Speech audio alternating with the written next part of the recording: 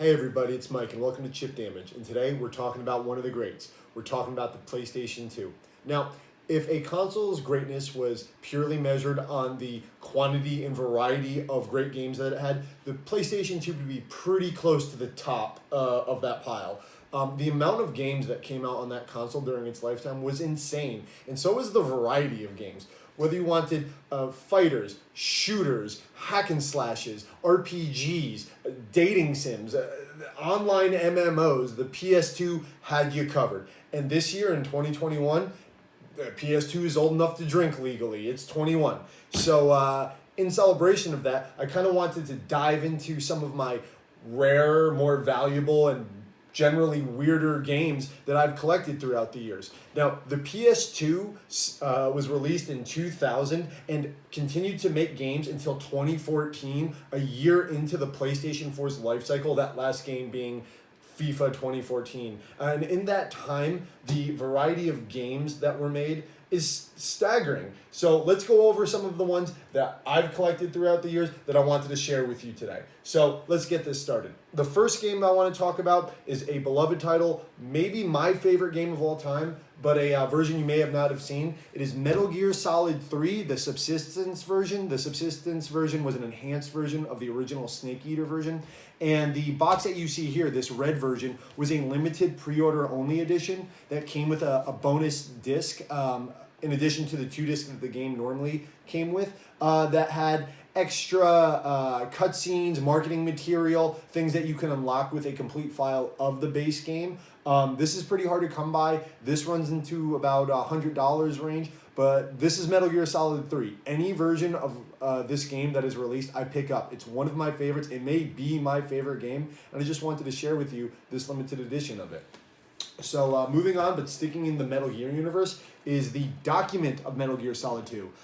This is weird, not super valuable, but it's not something you saw everywhere because it's not exactly a game. What it was is after Metal Gear Solid 2 Sons of Liberty released, this came out as kind of a weird preview of Metal Gear Solid 2 Substance, the Enhanced Edition, and it had a variety of material of the making of the game, of the making of the cutscenes. You could rewatch the cutscenes. It had stuff that was cut from the game, concept art, a look at the VR missions that were going to be playable in Substance.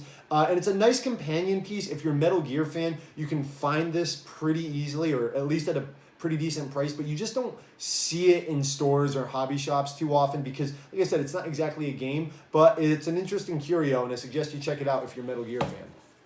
All right, moving on to a game that has steadily rose in value over the years is Capcom and Clover Studios' God Hand. If you don't know what God Hand is, this is the game that infamously got a 3.0 from IGN despite being one of the best games on the PS2. It just had it had the deck stacked against it at release. This was a PS2 game that released about a month before the PS3 with almost no marketing. This was made by Clover Studio and one of the premier teams inside of Capcom, and directed by Shinji Mikami, the creator of Resident Evil, the director of Resident Evil 4, and it shares that Resident Evil 4 engine, that style. But instead of shooting, you fight hand-to-hand as Jean, and the story is too insane to kind of go into, but let me try to surmise it quickly. You have a divinely powered arm. I know it's called God Hand, but it's actually his whole arm that's kind of divine. That is attached to you after your arm gets chopped off. So you're powered up, and you have an army of thugs and demons coming after you to get that power, to get your arm, and you must use the powers bestowed upon you by the God Hand to defeat them. That includes punches, kicks, energy blasts, kung fu moves that you fully customize. This is a weird and wacky game that is totally played for laughs. It is now a very hard game to get a physical copy of, but I fully suggest that you try, and if you don't want to go physical, it is also downloadable on the PlayStation 3 if you have one of those still laying around. However you can play this game, I fully suggest you try it. There's nothing else quite like it, and it's really sad that this one flew under the radar and is now rare. But God Hand, try to find it.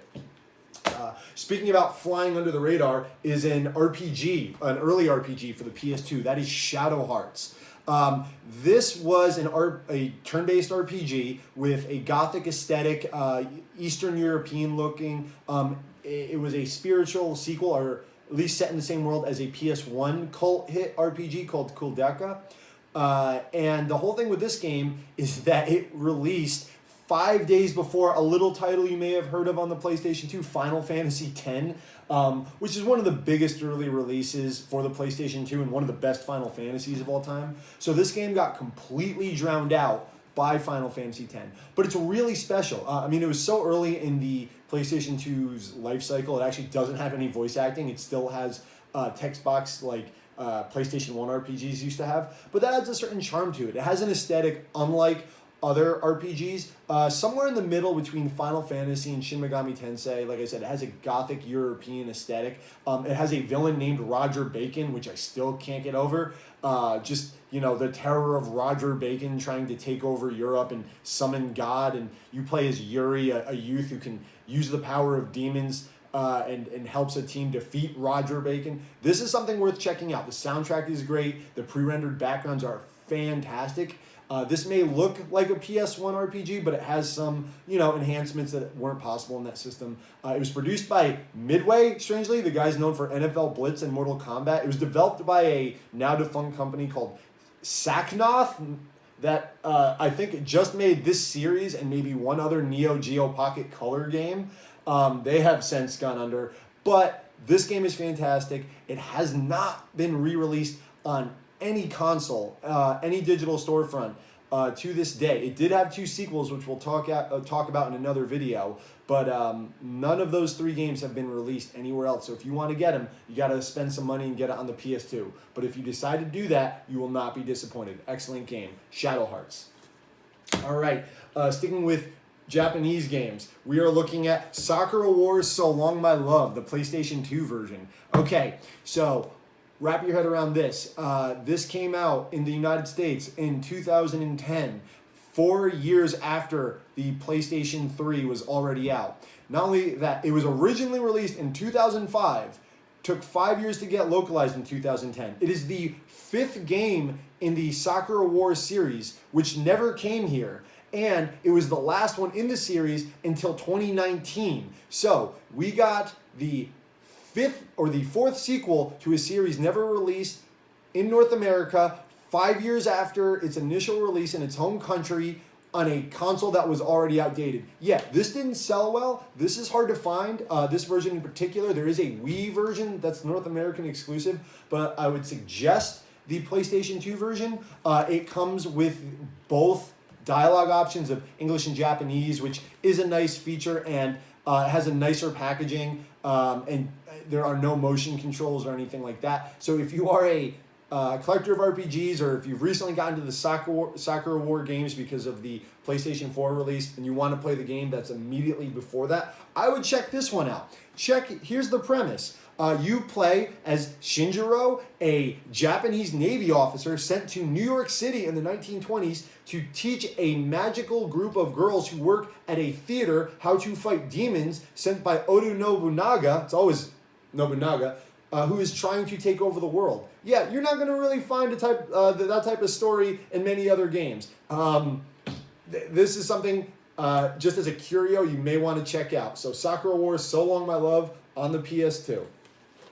But if you think that's the oddest plot you're going to hear today in this video, it is not, because we're taking a look at Chulip. Chulip.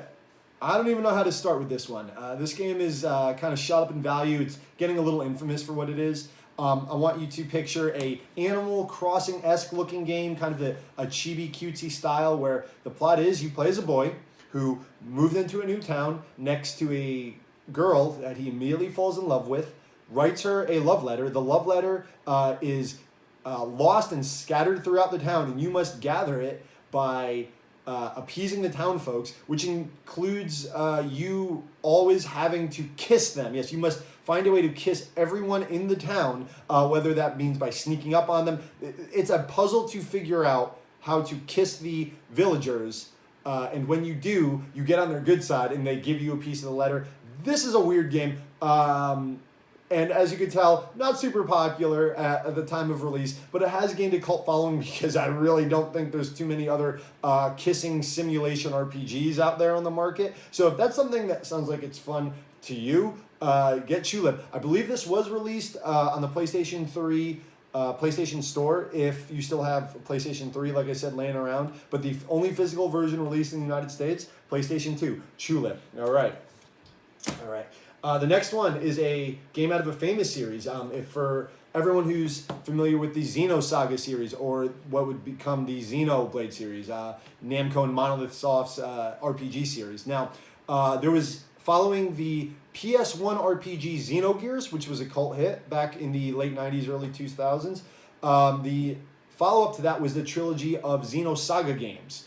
There were 3 parts. They were all released on the PS2, and all 3 of them are quite rare and going up in value. But the third one, which is what you're looking at here, is a particularly high value, reaching up to $200 at this point. This is the conclusion of the story. It was a game that you really needed to play Part 1 and Part 2 to understand what's going on. And you can find Part 1 and Part 2 pretty easily. I believe Part 1 was also re-released as a greatest hit title. But Part 3 in particular, very hard to find. It is also a 2-disc game, so if you decide to get it, make sure you get both discs. But these have never been digitally re-released. The company that made these, Monolith Soft, is now firmly at Nintendo making the Xenoblade games, and there has been no signs that they've been going to go back and release these on any storefront. So if you want them, you got to get them on the PS2. So yeah, good luck trying to find this one. Speaking of series that have changed a lot over the years, let's look at Silent Hill Shattered Memories, in particular the PS2 version.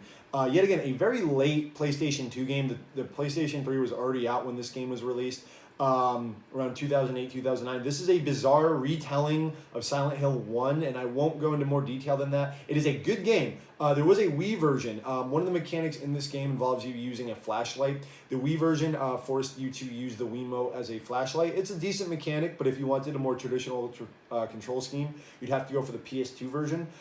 Because this came out so late, and also probably because all the other Silent Hill games are on PS2, many people wanted it on the PS2. This is a hard-to-find title. This is also reaching up into the $200 range. However, the Wii version, if you just want to play the game, is quite a lot cheaper, and both versions are fantastic. They both have a different look, obviously, the Wii being a little sharper, being a newer, more powerful system. But the PlayStation 2 version is solid. If you decide to go and pick it up, you want to get that PS2 Silent Hill collection, Silent Hill Shattered Memories. Solid game on either console. So, all right, now we're going to do a 2-for-1. Let me bring my buddy up here. Now let's see if I can get the name of these games correctly without looking. It is this is a 2-part RPG series. It is Shin Megami Tensei Raito Kuzunoha versus the Soulless Army. Oh, Devil Summoner 2. Damn, I forgot to say the Devil Summoner 2. Yes. These were, as you could tell, Shin Megami games produced by Atlus, the makers of Persona and the main Shin Megami Nocturne games. These are in the vein of that, where you recruit demons to help you. You play as a detective, Raito Kuzunoha, in the early 20th century, the 20s and 30s, a detective case that leads you to fight against Rasputin and communism, kind of that era in between the world wars, a fictionalized version of that. It's a good RPG. Also released kind of late in the PS2's life cycle, 2006. Devil Summoner 2, the Soulless Army is the first release, and then 3 years later, in 2009, extremely late into the PS2 life cycle, we got the sequel to that, Devil Summoner 2, Raito Kuzunoha versus King Abaddon. Now, as you can see, I have the limited edition here that came with a Jack Frost plushie dressed like Raito, the main character, and it follows the plot of the first one. This one has more Asian-centric enemies, Japanese-styled enemies. Very good RPG. They are worth a lot of money in the condition that I have complete. I keep this version sealed of the second game. Both of these were actually released on the PlayStation 3 store after the PlayStation 4 came out. So the original physical versions came out on the PS2 after the PS3 came out, and the digital versions came out on the PS3 after the PS4 came out. Yeah, these games never achieved the popularity of the Persona and mainline Shin Megami games, but they're really good RPGs. They have a style unlike the others, especially if you're into that early 20s, 30s flappers type of style. And of course, it has that gothic twist that Shin Megami is known for. Check them out if you're looking for some good RPGs. It's definitely going to be a lot cheaper if you are able to get them on the PlayStation 3 network store. And I find myself saying that a lot. I notice as we do this video that PlayStation 3 network store is fantastic. The PlayStation 4 store is okay, and so is the PlayStation 5 store. But I doubt they'll ever catch up to the variety and the amount of classic games that the PlayStation 3 had. So I hope you still have one of those sticking around. All right, moving to another RPG series. And this is a 4-for-1. We're going to look at the first DotHack quadrilogy? Yeah, series of 4 games. So if you don't know, DotHack was an initiative by Bandai Namco in the early 2000s that was to make a franchise that included manga, anime, and games all mixing together into one epic story. For those of you who are into isekai anime, like Sword Art Online or Overlord, it all kind of started with DotHack Sign. And this was the first series of games that they released about characters getting stuck inside a video game, and if they die in the game, they die in real life. And how these games work was pretty unique. There were 4 titles released, and they're pretty appropriate considering the titles are actually pretty inappropriate considering today's climate. The first game was Infection, the second game was Mutation, the third game was Outbreak, and the fourth game, the rarest, was Quarantine. And they were pretty unique in the fact that your save data carried over on your memory card to each title. So if you could carry your data all the way from part 1 all the way to part 4. It was one solid story. They released these games over the course of about 2 years. And for that reason, the fourth part is by far the rarest. Top 3 rarest, or at least most valuable PS2 games. These never got a platinum hit re-release or any type of digital re-release. Unlike the sequel trilogy, DotHack GU, which was re-released on PS4, these only got a single release on the PS2. And it would seem that the fourth part, since it contains all the data of the first 3 games, is by far the rarest. You can get these 3 at a reasonable price. You're looking at $200 to $300 for Quarantine. And if you do decide to spend that money to get those games secondhand, make sure, and you really want these, that every one of them has 2 discs, and that one disc you have that one extra disc, because what those are is a limited anime series that takes place during the same time as the games you play, but in the real world. You play in the digital world, and the anime takes place in the real world, and it complements what's happening in the game really well. Also, they haven't been released on any other type of media as far as I know. The anime is on these discs. So if you want the complete experience, you're going to need both. But yeah, DotHack Quarantine, not cheap. I enjoy these games. They're slow. They're slightly slow-paced in the eyes of many, but it has one of the best soundtracks I've ever heard in a JRPG, and that's saying something because most JRPG soundtracks are excellent. It is worth purchasing these for the soundtrack alone. So yeah, DotHack Quarantine. Good luck finding this. Oh, and one bonus, if you get all 4, the spines line up. Hopefully you can see that. And you can see the main character there, Kite, riding his Grunty, which is kind of like a horse-sized pig. So, nice little bonus. Looks good on the shelf. DotHack series. Favorite childhood memory game of mine. And moving along to our horror section, we're taking a look at Haunting Ground by Capcom. Yeah, you're not going to see any characters from this in Marvel vs. Capcom. This is a horror game released in the middle of the PS2's life cycle around 2005, 2006. But very different than their other horror offerings. Not a Resident Evil or Dino Crisis.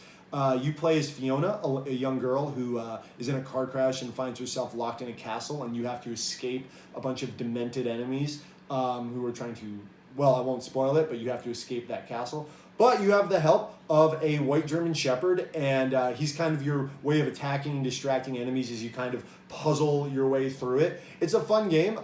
It was never re-released. It was never marketed that much. And the only way you can play it, at least in the United States, is with a physical PS2 disc. Yet again, very valuable though. It's kind of a Capcom hidden gem. You're looking at $300 for this game in the condition that I have it, where it's complete with the case and manual.